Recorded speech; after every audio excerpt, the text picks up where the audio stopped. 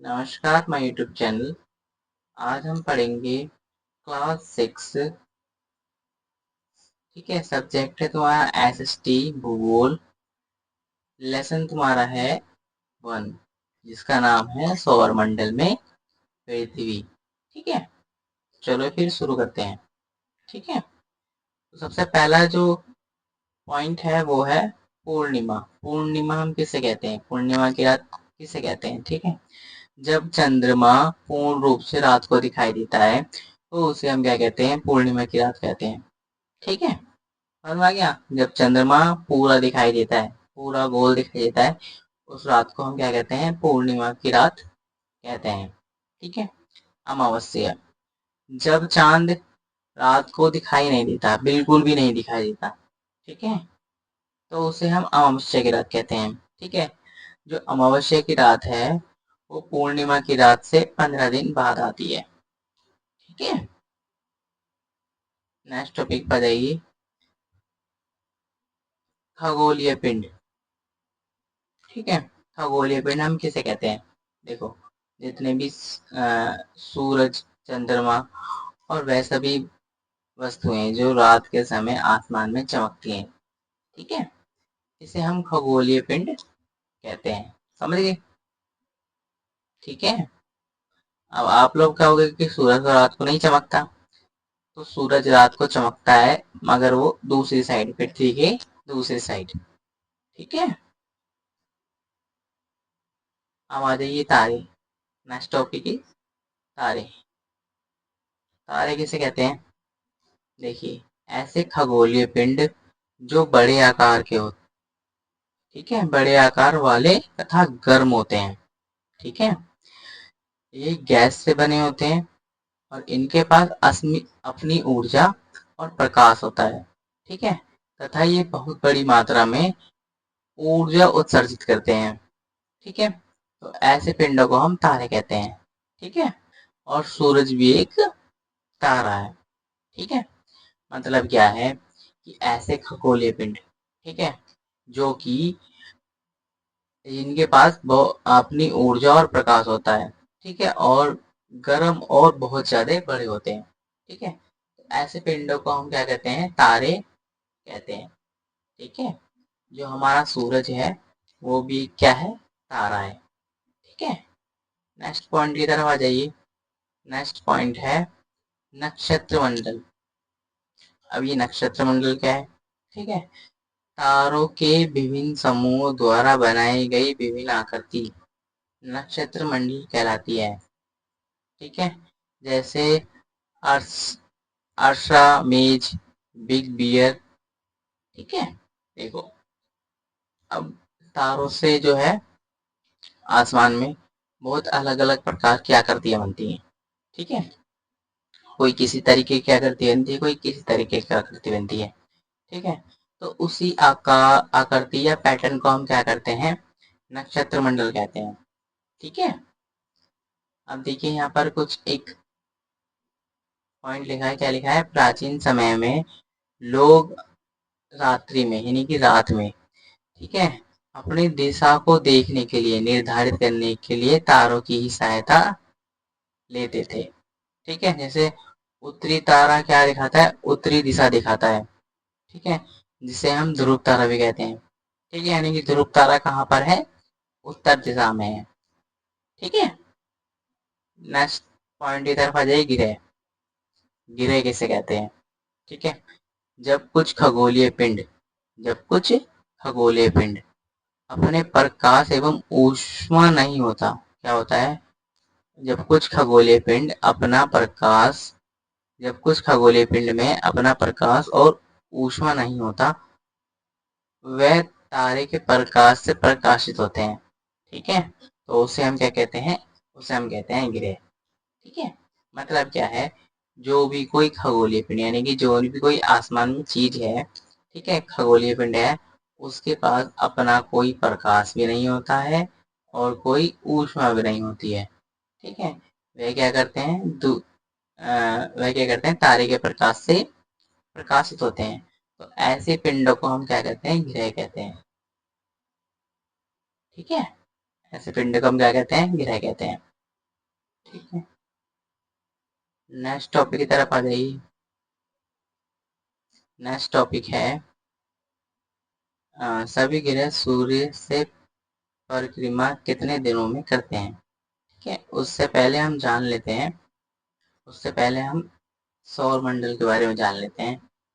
ठीक है, फिर हम उसको पढ़ने में हमें आसानी होगी, इसलिए हम सबसे पहले सौर मंडल पढ़ लेते हैं। सौर मंडल क्या है, तो देखिए, रोमन में सौर सूर्य देवता को कहा जाता है। ठीक है, यानी कि हम सौर मंडल का अर्थ जान लेते हैं। ठीक है, तो रोमन में सौर का मतलब है सूर्य देवता से। ठीक है, सौर शब्द का अर्थ है सूर्य से संबंधित, इसलिए सूर्य के परिवार को हम सौर मंडल कहते हैं। ठीक है, सूर्य, 8 ग्रह, उपग्रह तथा कुछ अन्य खगोलीय पिंड, ठीक है, जैसे क्षुद्र एवं उल्कापिंड मिलकर सौर मंडल का निर्माण करते हैं। उसे ही हम सौर परिवार के नाम देते हैं। मतलब सूर्य को मिलाकर कितने ग्रह हैं, कुल 8 ग्रह हैं, उल्कापिंड है, ठीक है, उपग्रह हैं, तो इन सब से हमारा सौर मंडल बना है। ठीक है, हाँ, हम वो देख लेते हैं। ठीक है, तो सबसे पहला और सबसे सूर्य से नजदीक, ठीक है, वो है बुध ग्रह। ठीक है, कौन सा है, बुध ग्रह, यानी कि बुध ग्रह सबसे ज्यादा सूर्य के नजदीक है। ठीक है, अब हम इसकी परिक्रमा देख लेते हैं कि कितने दिनों में सूर्य की परिक्रमा पूरी करता है। ठीक है, तो सूर्य के चारों ओर एक परिक्रमा ये 88 दिनों में करता है। ठीक है, सूर्य के चारों ओर एक परिक्रमा लगाने में से कितने दिन लगते हैं, 88 दिन लगते हैं। ठीक है, सेकंड आ जाइए शुक्र, यानी कि सेकंड नंबर पे कौन है, शुक्र। सूर्य के चारों ओर एक परिक्रमा कितने दिनों में करता है, 255 डेज में ये कंप्लीट करता है एक चक्कर सूर्य के चारों ओर। ठीक है, और अपने कक्ष पर जो घूमता है वो घूमता है 243 दिनों में।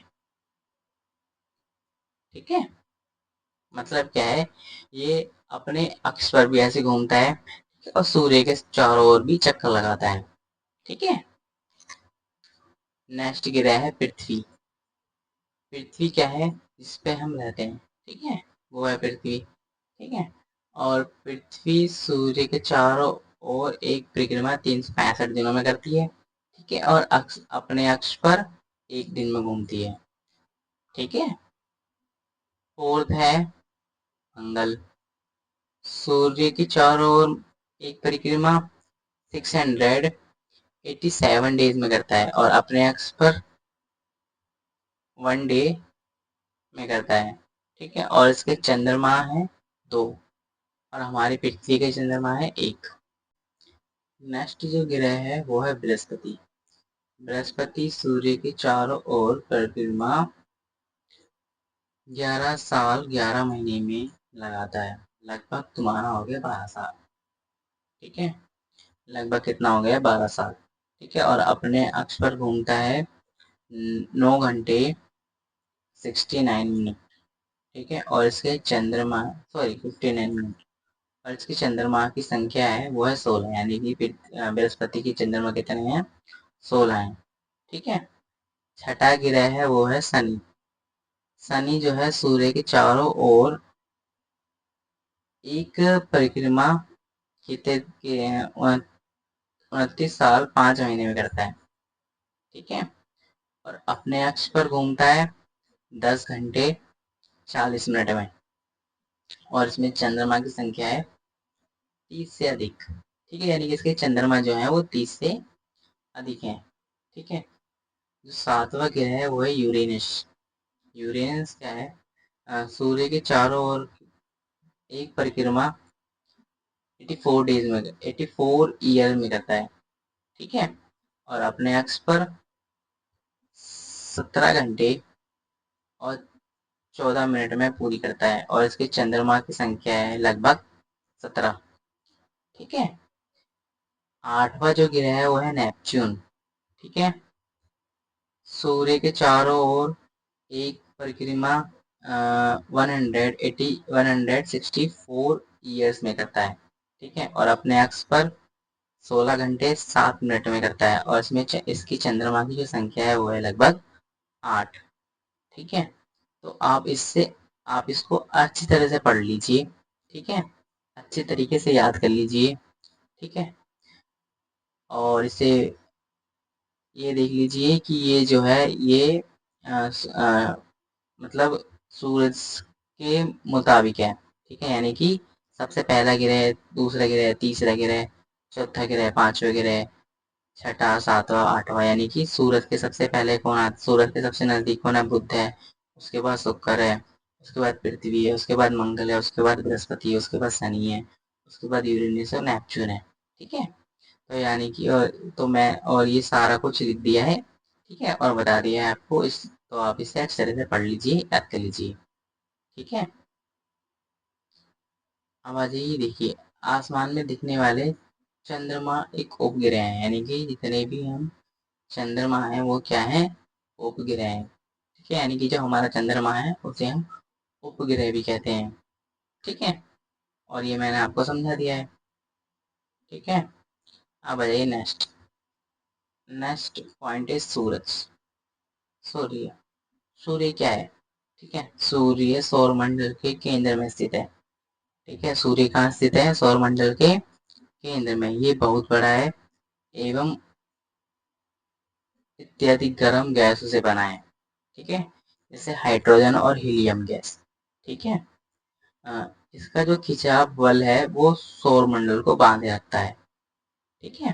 यानी कि जो इसका गुरुत्वाकर्षण बल है वो सौरमंडल को बांधे रखता है, नहीं तो सारे ग्रह इधर उधर चले जाते हैं स्पेस में। ठीक है।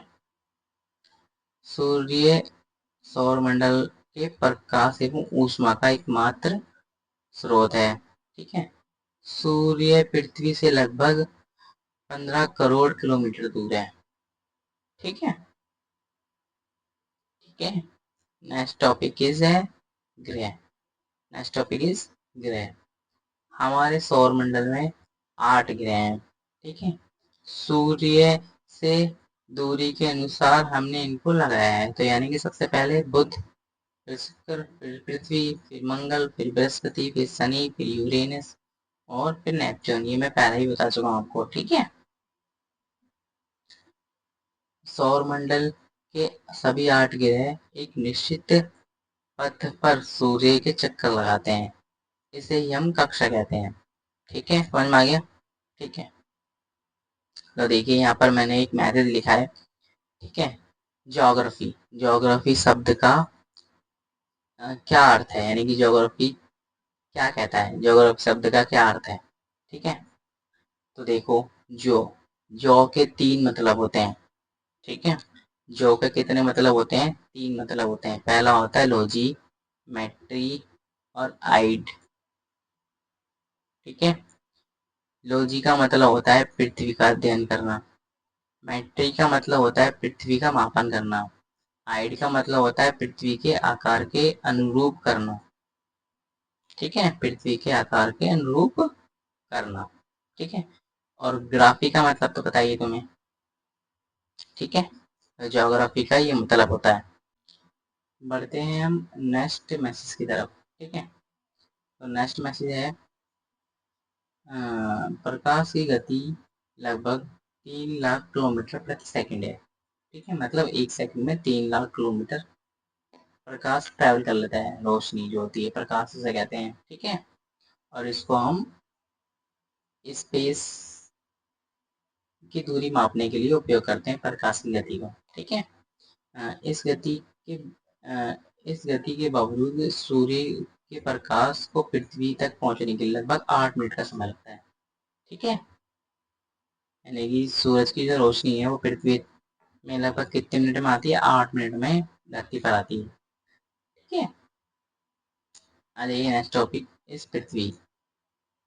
पृथ्वी पृथ्वी के बारे में हम जान लेते हैं। ठीक है। पृथ्वी सूर्य से दूरी के हिसाब से पृथ्वी तीसरा ग्रह है और आकार में सब पांचवा बड़ा सबसे बड़ा ग्रह है। ठीक है, यानी कि पृथ्वी जो है आकार में 5वें नंबर पे आता है और दूरी के हिसाब से 30वें नंबर पे आता है। ठीक है, जीवन के लिए अनुकूल परिस्थिति संभवतः केवल पृथ्वी पर भी पाई जाती है। ठीक है, यानी कि जीवन जो है केवल पृथ्वी पर ही है। ठीक है, पृथ्वी ना तो अधिक ठंडी है और ना ही अधिक गर्म है। ठीक है, यहाँ पानी एवं वायु उपस्थित है जो हमारे जीवन के लिए आवश्यक है। वायु में जीवन के लिए आवश्यक गैस भी उपस्थित है यहाँ पर, जैसे ऑक्सीजन है। ठीक है, यही कारण है कि पृथ्वी सौर मंडल का सबसे अद्भुत ग्रह है। ठीक है, अंतरिक्ष, अब हम जानेंगे कि पृथ्वी को नीला ग्रह क्यों कहते हैं। ठीक है, अंतरिक्ष से देखने पर पृथ्वी जो है वो नीली दिखाई पड़ती है। क्यों? क्योंकि इसकी जो 2/3 जमीन है वो पानी से ढकी है। ठीक है, इसलिए इसे नीला ग्रह कहा जाता है। ठीक है, अब आइए नेक्स्ट टॉपिक इज चंद्रमा। ठीक है, चंद्रमा हमारी पृथ्वी का केवल एक ही उपग्रह है। ठीक है, हमारी पृथ्वी के पास केवल एक ही उपग्रह है, वो भी है चंद्रमा। ठीक है, इसका व्यास पृथ्वी के व्यास से 1/4 है, यानी कि पृथ्वी का 1/4 भाग है चंद्रमा। ठीक है, यह हमसे लगभग